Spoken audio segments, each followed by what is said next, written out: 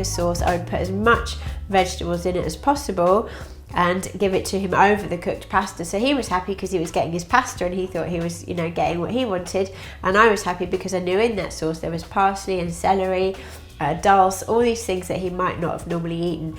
We'll get into this in a minute, but Ruben was a very fussy eater, very fussy eater when he was a baby, and really was a huge challenge for me, and really a big steep learning curve. I had to learn a lot about being very clever to get the foods into him, but I didn't give up. I stuck with it and I persevered, and now he eats, he's an exemplary eater. He eats really well.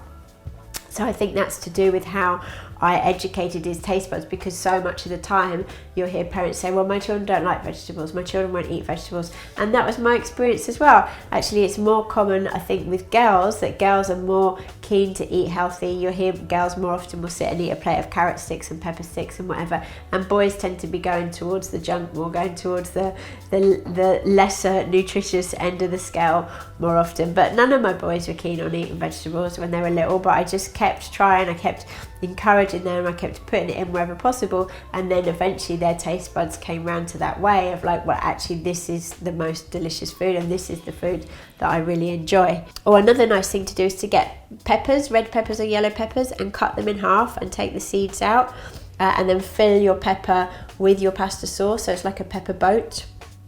You can stir it into the pasta sauce, you can stir some olives and sweet corn and sliced mushrooms, and then you've got like a little mini pizza if you haven't got a way to make your pizza bases. That's a kind of nice way to get those flavours, and the pepper just kind of holds it nicely.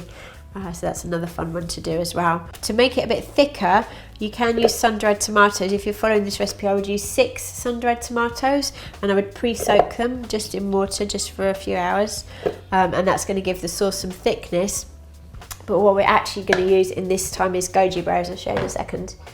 So we're putting the spinach in because spinach in these kind of sauces does the same thing as it does when you cook it. So, you know, if we cooked this spinach, we'd probably end up with as much that you could feel that it just goes down to nothing. It doesn't shrink quite that dramatically in a sauce, but this looks like quite a lot of spinach if you served it to someone like this, but once it's stirred into the sauce, it really is about a quarter the size, so it's a good way to get the spinach, the greens, into people.